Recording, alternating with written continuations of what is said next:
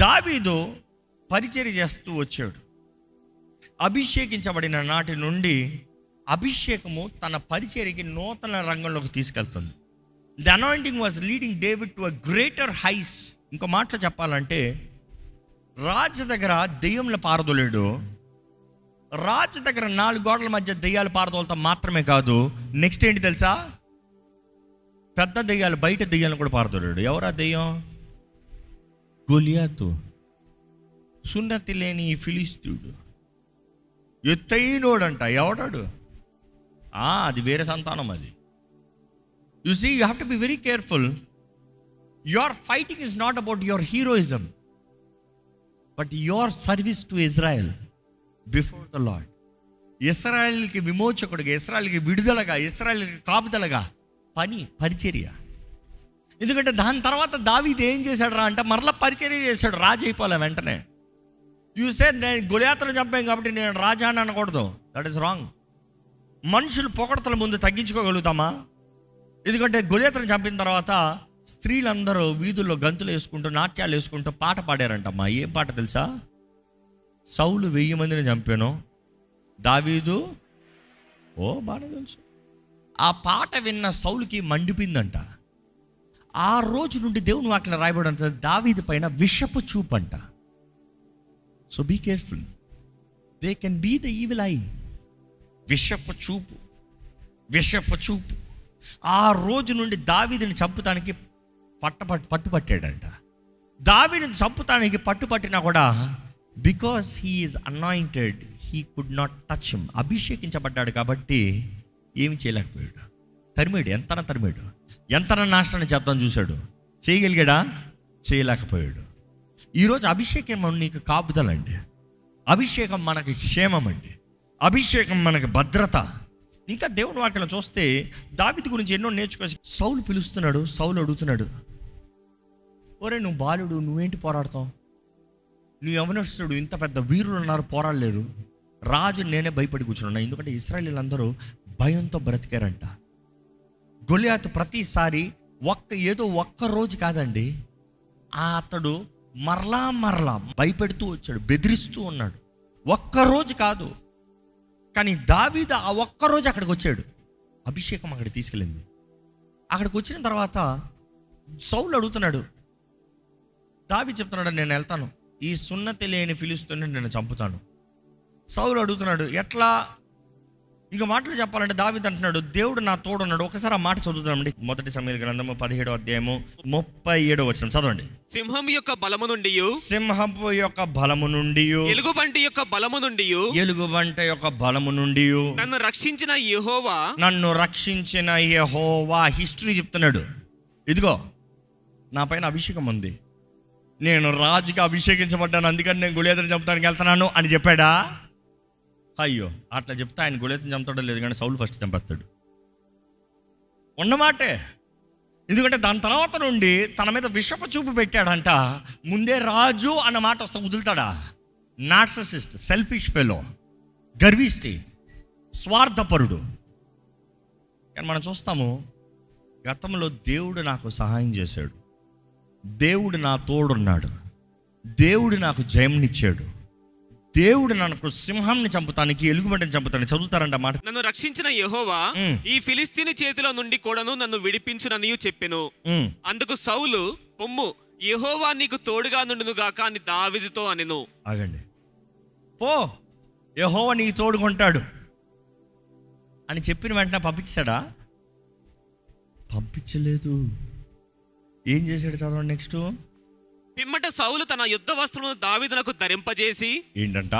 తన యుద్ధ వస్త్రములు దావీదుకి ధరింపజేసి, రాగి శిరస్త్రాణం ఒకటి అతనికి కట్టి యుద్ధ కవచము తొడిగించెను. ఎవరు చేశారంట? ఎంత ప్రేమో అనిపిస్తుంది కదా. నార్సిసిస్ట్కి ప్రేమ ఉంటుందా? స్వార్థపరుడు, అహంకారుడు, గర్విష్టి, నాకేం లాభం వస్తుందా అని చూసేవాడికి ప్రేమ ఉంటుందా? అస్సలే. ఇదే నైట్ ధ్యానిస్తూ ఎట్లా చేసి ఉన్నాడంటే అప్పుడు అర్థమైంది, ఓహో ఇంత తంత్రగాడా. గతం చెప్పాడు, సింహాన్ని చంపాను, ఎలుగుబంటిని చంపాను. సౌలు విన్నాడు. దేవుడు తోడున్నాడు అని చెప్పాడు. దేవుడు ఎవరో సౌలుకి తెలీదా? బాగా తెలుసు. ఓహో, దేవుడు తోడున్నాడు. అయితే చంపినా చంపేయలేడు. చంపేయడానికి నాకేమొస్తుంది? చంపేయడానికి అందరు ఈడే రాజు, ఈడే గొప్ప అంటాడు. మరి నేను, మరి నా సైన్యానికి ఏం పేరు వస్తుంది? ఎంత కుట్ర పంటారు చూడండి ఇలాంటి మనుషులు. ఆయనకి ఎంత ప్రేమతో వేశాడో ఆయన ఆయుధాలని, ఆయన వస్త్రాలను ఎంత ప్రేమతో వేశాడో. దావీదుకి పట్టలేదని కాదు, దావీదుకి వాడతాను రాలేదని చెప్పాడు. ఏం వాడతాను రాలేదంట? సౌలు ఆయుధాలు వాడతాను రాలేదని చెప్పాడంట. సౌలు వస్త్రాలు వేసినప్పుడు దావీదుకి పట్టలేదు అని చెప్పాడా? వాక్యంలో అలాగుందా? వేసిన తర్వాత నడిచి చూశాడంట. అంటే పట్టింది. పట్టంది ఎవడన్నా వేస్తాడా? పట్టింది. రాగి సిరస్తానని వేసాడంట. అంటే అన్నీ కరెక్ట్గా ఫిట్ అయ్యి చేసిన తర్వాత ఏం చేశాడంట చూడండి. ఈ సామాగ్రి దావీదునకు వాడుకలేదు కనుక తాను తొడిగిన వాటిపైన కత్తి పట్టు కట్టుకొని వెళ్ళ కలిగినది లేదనేది చూచుకున్న తర్వాత ఏంటంట అంటే మరలా దావీదుకి అలవాటు లేదంట. అవన్నీ వేసి చూశాడంట. ఇవన్నీ పట్టుకుని నేను వెళ్ళలేను అనుకున్నాడంట. దాని తర్వాత ఏమన్నాడు? దావీదు, ఇవి నాకు వాడుకలేదు, ఇవి నాకు అలవాటు లేవు, వీటితో నేను వెళ్ళలేనని సౌలుతో చెప్పి నేను వెళ్ళను, వాటిని తీసివేసెను అని చెప్పి తీసేశాడంట. సౌలు తీసాడా? జాగ్రత్త. కొన్నిసార్లు చాలామంది ప్రేమతో నీ మీద వేస్తున్నట్టు కనబడతాయి. అది నిన్ను వాడికి లేక కాదు, నిన్ను నాశనం చేస్తానికి చూస్తాం. జాగ్రత్త. నువ్వు వాడలేక కాదు. దావీదు కత్తి వాడలేక కత్తి తీసుకెళ్ళలేదా? అసలు మిమ్మల్ని ప్రశ్న అడుగుతా. దావీదు గొలియాతుని ఎలా చంపాడు? రాయితో చంపాడా? Wrong answer. పీ పీ పీ. ఎట్లా చంపాడు? బైబిల్లో చదువుతారా? గొలియాతు కత్తితో నరికి చంపాడండి. ఎస్, చదవండి ఒక్కసారి, వెళ్దామా? దావీదు ఫిలిస్తీని కంటే బలాఢ్యుడై ఖడ్గము లేకయే వడిసెలతోనూ రాతితోనూ ఆ ఫిలిస్తీని కొట్టి చంపెను. ఎట్లంట?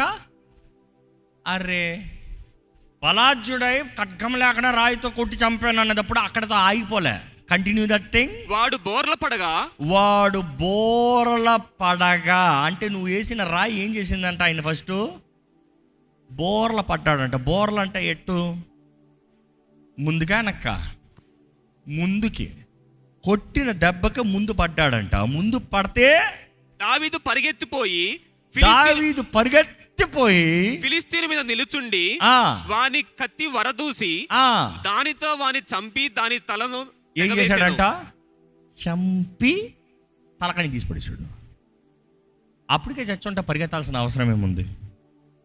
అప్పటికే చచ్చిపోయిన వాడికి ఎవరైనా కత్తి తీసి చంపాల్సిన అవసరమా?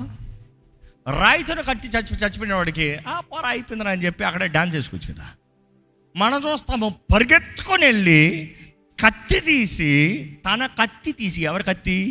ఫిలిస్తీయుడి కత్తి. అంటే గొలియాతు కత్తి, మామూలు కత్తి కత్తి, పెద్ద కత్తి. ఆ కత్తి తీసే తన తలకాయని నరికి చంపేశాడంట. సౌలు అంటున్నాడు, నాకు కత్తి వేస్ట్ అంటున్నాడు. అసలు ఎందుకు సౌలు ఆర్మర్ తీసుకోలేదు? చాలామంది పట్టలేదు అనుకుంటారు. అక్కడ పట్టింది, నడిచి చూశాడు. నాకు అలవాటు లేదు, నాకు వాడుక లేదు అని చెప్పాడు. ఈ మాట గమనించాలండి. మనం చూస్తాము, ఎప్పుడైతే దావీదు సౌలు వస్త్రములు ధరించుకుని నడుస్తూ ఉన్నాడో తనకు అనిపించి ఉంటుంది మనసులో. ఏంటి తెలుసా? ప్రతి దినము సౌలు దగ్గరే దావీదు పరిచర్య చేస్తూ వచ్చాడు. సౌలు మీద ఉన్న ఆత్మ ఏంటి దావీదుకి తెలీదా? సౌలు మీద ఉన్న అభిషేకం ఏంటో దావీదుకి తెలీదా? సౌలుని బాధించేది ఏంటో దావీదుకి తెలీదా? సౌలు ఆయుధాలు మోసేటప్పుడు దావీదుకి తెలీదా ఏ ఆత్మ ఉందో?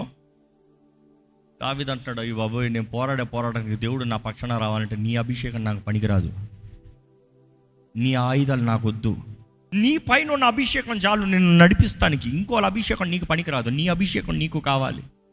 సౌలు అభిషేకం సౌలుతే, దావీదు అభిషేకం దావీదుదే. సౌలుకి అభిషేకం కలిగింది ఏంటి? రాజుగా. కానీ అవిధేయుడయ్యాడు, గర్విష్ఠుడయ్యాడు, స్వార్థపరుడయ్యాడు, నాశనంని చూశాడు. కానీ దావీదు తగ్గించుకునేటప్పుడు, దేవుని సన్నిధిలో సమర్పించుకునేటప్పుడు, దేవుని పరిచర్యలో నమ్మకంగా ఉన్నప్పుడు దేవుడి హస్తము, దేవుడి జయాన్ని చూశాడండి. మనం దేవుని వాక్యాన్ని గమనిస్తే ఎప్పుడైతే దావీదు గొలియాతుని చంపాడో మరలా వచ్చి సౌలు దగ్గర పరిచర్య. Today I'm telling you need to carry your anointing. ఈరోజు ఎందరో వారి సాక్ష్యము లేదు. You cannot listen to this carefully. I have written this down. Even anointed people can be limited but by what they put on them selfs. నీ పైన నువ్వు ఏం వేసుకుంటున్నావో, నువ్వు అభిషేకించబడిన వ్యక్తి అయినా కూడా లిమిట్ చేయబడతావు. నీ అభిషేకం పైన ఇంకోళ్ళది ఏదైనా వేసుకున్నావా, నీవుగా బ్రతకలేవు. దావీదు నీ దగ్గర కేవలం ఒడిసెలు రాళ్ళే ఉన్నాయి. దావీదు నీ దగ్గర ఒడిసెలు కర్రే ఉంది, రాళ్ళు ఏరుకున్నావు, చాలు, నీ అభిషేకం ఉంది. ఎవరితో ఇంకొక ఆయుధాలను తీసుకోదాం అనుకోవద్దు. నీకు రానిది నువ్వు వాడలేవు. నువ్వేదైతే రహస్యంగా నువ్వు నేర్చుకున్నావో బహిరంగంగా అది కనబరచచ్చు. నీవు నేర్చుకోనిది నువ్వు బహిరంగంగా వాడలేవు. నీది కానిది నీవు వాడలేవు. దేవుడు నీకేది ఇచ్చాడో అది నేర్చుకోండి. నీకు ఇచ్చిన తలాంతులు, నీకు ఇచ్చిన వరములు, నీకు ఇచ్చిన అవకాశాలు, నీకు ఇచ్చిన కృప, నీకు ఇచ్చిన భాగ్యము, నీకు ఇచ్చిన కుటుంబం, నీకు కలిగిన దాంట్లో నువ్వు ఫస్ట్ ఎక్సెల్. దేవుని వాటిలో చూస్తానండి, దావీదు 5 రాళ్ళు ఏరుకున్నాడంట. ఎందుకు 5 రాళ్ళు? 5 రాళ్ళు ఎందుకు ఏరుకున్నాడు? 5 అన్న సంఖ్య చూస్తే కృపకి సాదృశ్యంగా కనబడుతుంది, గ్రేస్. 7 అన్న సంఖ్య చూసినప్పుడు పరిపూర్ణ సంఖ్యగా కనబడుతుంది. 7 సంవత్సరంలో ఆయన యూదాన్ని ఏలిన తర్వాత ఆయన ఇశ్రాయేలు పైన రాజుగా మారాడు. అంటే 7.5 సంవత్సరాలు. The moment 7 is finish, in the next phase ఆయన కింగ్ ఇజ్రాయెల్ మీద 40 సంవత్సరాలు. It is a test, it is a completion. ఈరోజు మనం చూడాలి దావీదు జీవితంలో 5 అనేటప్పుడు చూస్తే 5 మనం నేర్చుకోవచ్చు. 5 విషయాలు మనం నేర్చుకోవచ్చు అనేటప్పుడు కొంచెం వేగంగా చెప్తాను. ఏంటి 5 రాళ్ళు అంటే, మొదటగా చూస్తే రాయి నెంబర్ 1 ఈరోజు మనం కలిగి ఉండాల్సింది నేమ్ ఆఫ్ జీసస్ క్రైస్ట్. యేసు నామాన్ని మనం కలిగి ఉండాలి. దావీదు చెప్తాడండి, గొప్ప రాజు అయిన తర్వాత కూడా చెప్తాడు ఈ మాట. ఒకసారి చూద్దాం, మన కీర్తన 20th chapter 7th verse. కొందరు రథములను బట్టి, కొందరు రథముల బట్టి, కొందరు గుర్రములను బట్టి, కొందరు గుర్రముల బట్టి అతిశయపడుదురు. మనమైతే మన దేవుడైన యెహోవా నామమును బట్టి అతిశయపడుదుము. మనమైతే మన దేవుడైన యెహోవా నామాన్ని బట్టి అతిశయపడతాము. ఈరోజు మనకి యేసు రక్తము ద్వారంగా మనకి జయం ఉంది, అధికారం ఉంది. నమ్మేవారు హల్లెలూయా చెప్తామా? యేసు నామములు, యేసు రక్తములు. ఈరోజు మనం కలిగి ఉండాల్సిన మొదటి రాయి, our identity is Jesus Christ. అందుకని కొరింథీయులకు రాసిన మొదటి పత్రిక 15వ అధ్యాయం 57వ వచనం చదివితే, మన ప్రభువైన యేసుక్రీస్తు మూలముగా మనకు జయము అనుగ్రహించుచున్న దేవునికి స్తోత్రము కలుగును గాక. మనకి జయం అనుగ్రహించుతున్న దేవునికి స్తోత్రము కలుగును గాక. యేసు నామములో జయము. దాని తర్వాత మనం చూస్తాం రెండో రాయి ఏంటంటే దేవుని వాక్యము. ఎందుకంటే ఏదైనా మిస్ అవ్వచ్చేమో కానీ దేవుని వాక్యం మిస్ అవ్వదు. భూమి ఆకాశం గతించిపోయినా ఆయన వాక్ గతించిపోదు. ఆ రెండో రాయి ఏంటంటే ఇట్ ఈస్ యువర్ ఇంటెగ్రిటీ. దేవుని వాక్ను పట్టుకుంటాం, నీకు ఇంటెగ్రిటీ. బికాస్ దాన్ని బట్టి విలువ ఉంది. మాట తప్పవు, నువ్వు మాట తప్పవు. నేను చేస్తాను, ఎందుకు నన్ను బలపరిచే దేవుడు ఉన్నాడు, నాకు సమస్తం సాధ్యపరిచే దేవుడు ఉన్నాడు. లూకాసు వార్త 1:37 చదివితే, దేవుడు చెప్పిన ఏ మాట అయినను నిరర్థకము కానేరదు. ఆయన మాట నమ్మదగినది, ఆయన వాకు నమ్మదగినది, ఆయన వాగ్దానము నిశ్చయంగా నెరవేరేది. మూడో రాయి చెప్పాలంటే the blood of the lamb, గొర్రెపిల్ల రక్తము. ఈరోజు గొర్రెపిల్ల రక్తం అంటే యేసు రక్తంలో జయం ఉందండి. నమ్మేవారు హల్లెలూయా చెప్తామా? యేసు రక్తంలో జయం ఉంది.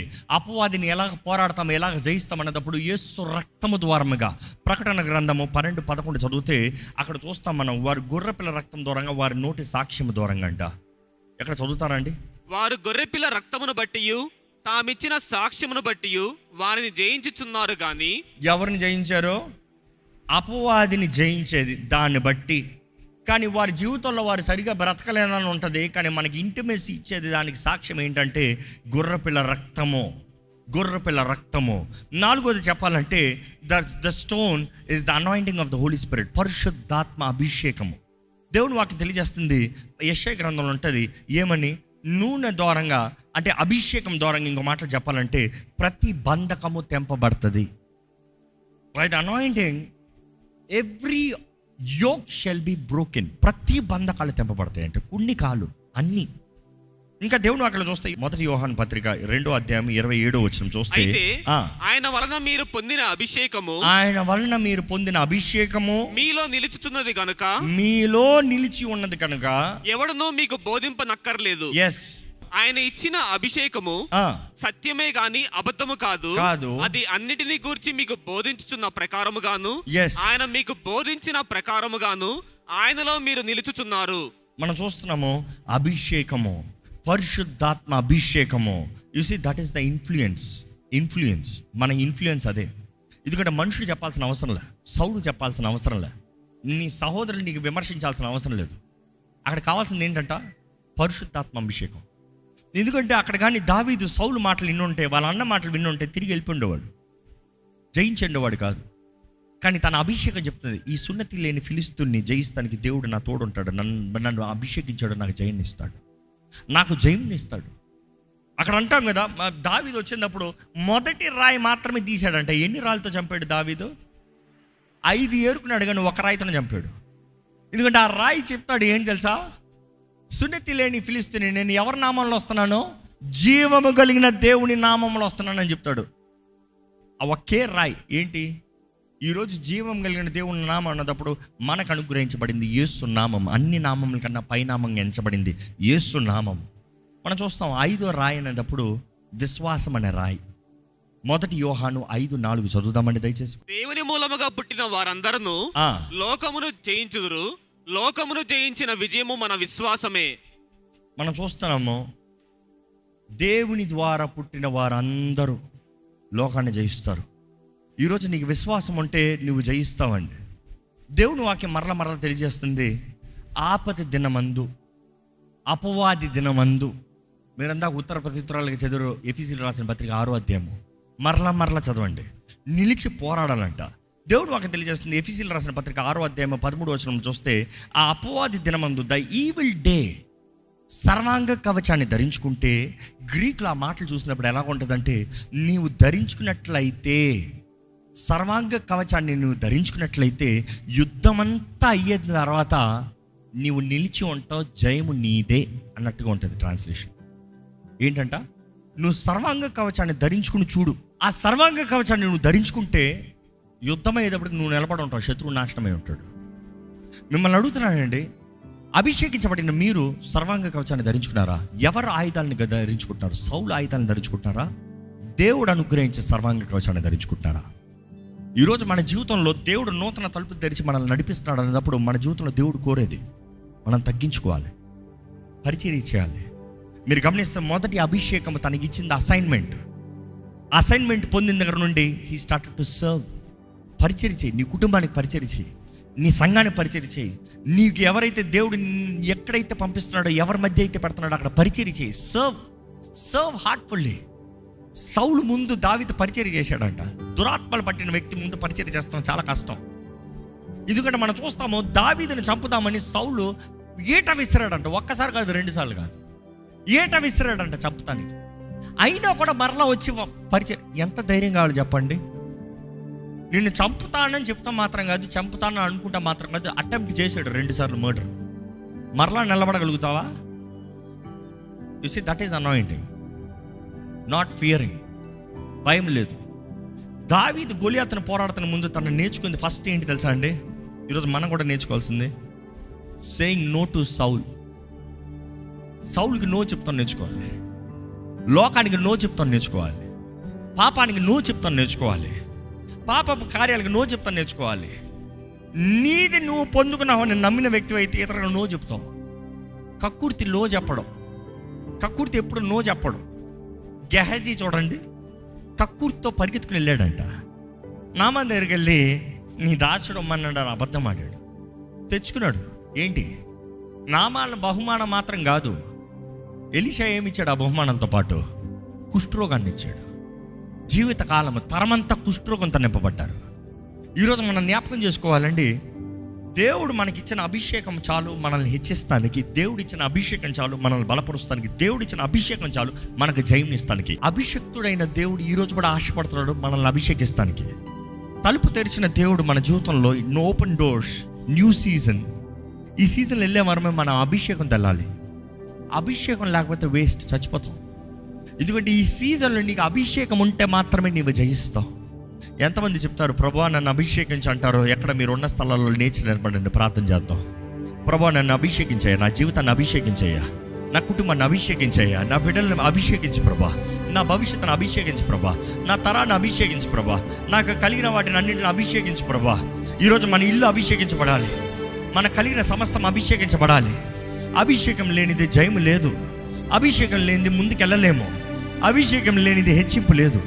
ఎక్కడ యథార్థంగా ప్రభుని అడుగుతారా, ప్రభువా నన్ను అభిషేకించవా, ప్రభువా నా జీవితాన్ని అభిషేకించవా, నేను తగ్గించుకుంటానయ్యా, నా పైన నీ అభిషేకం ఉండాలి. సౌలు ఆర్మర్ కాదయ్యా, నువ్వు ఇచ్చే సర్వాంగ కవచాన్ని నేను ధరించుకుంటాను.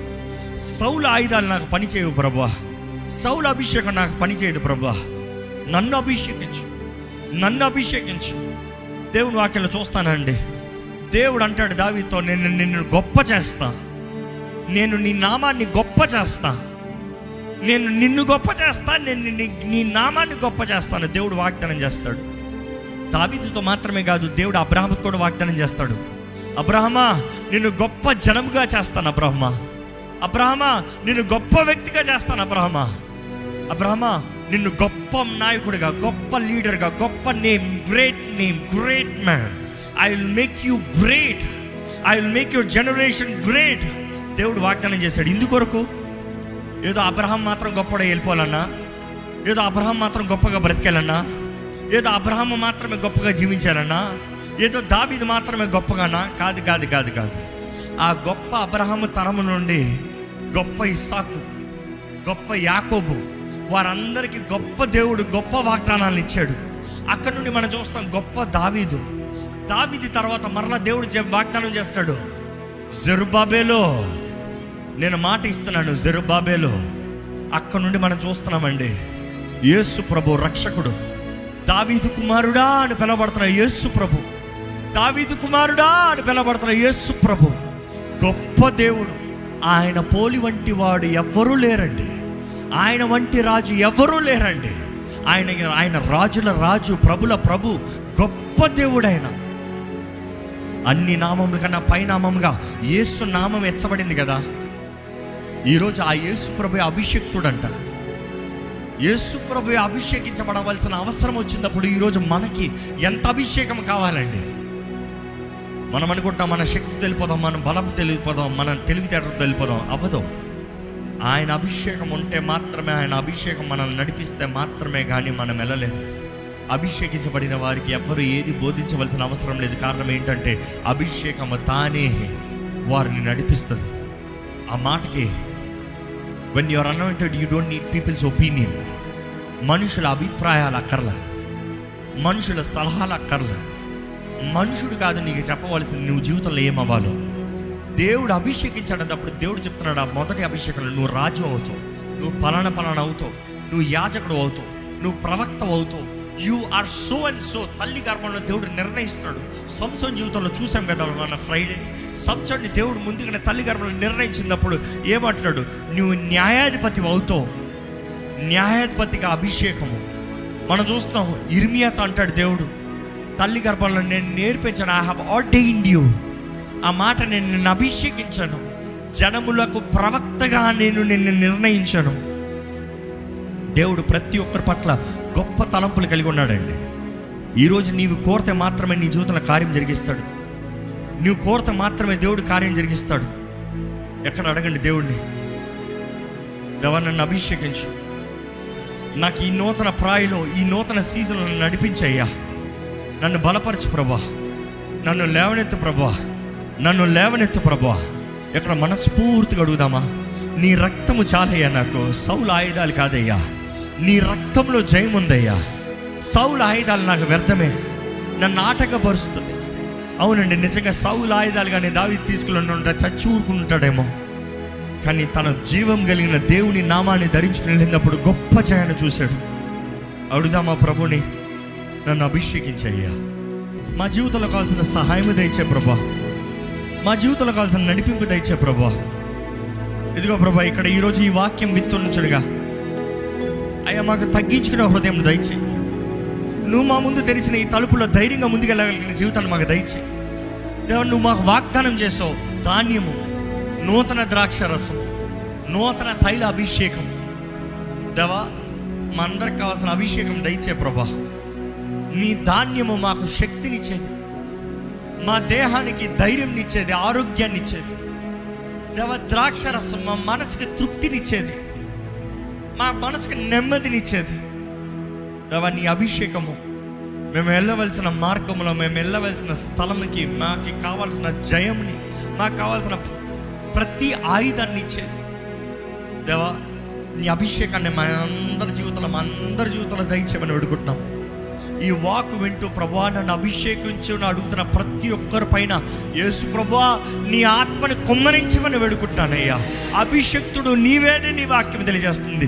క్రీస్తు అభిషక్తుడా, అభిషేకించబడిన యేసు ప్రభువా నీ పరిశుద్ధాత్మతో నింపమని వేడుకుంటున్నానయ్యా.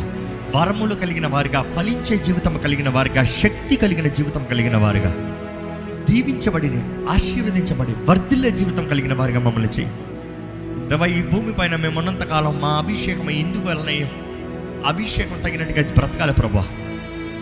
సౌలు వలె గర్విష్ఠులుగా మమ్మల్ని ఉండనవద్దు, అహంకారులుగా మమ్మల్ని ఉండనవద్దు, స్వార్థ బుద్ధి, స్వార్థ పనులు, సుయలాభం కొరకు బ్రతకనవద్దు అయ్యా.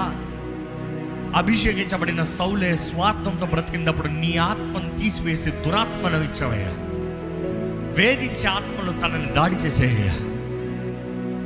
అయ్యా ఇక్కడ ఎవరు అటువంటి బంధకాల్లో వేధించబడే పరిస్థితులు ఉండనవద్దని వేడుకుంటాడు ప్రభా.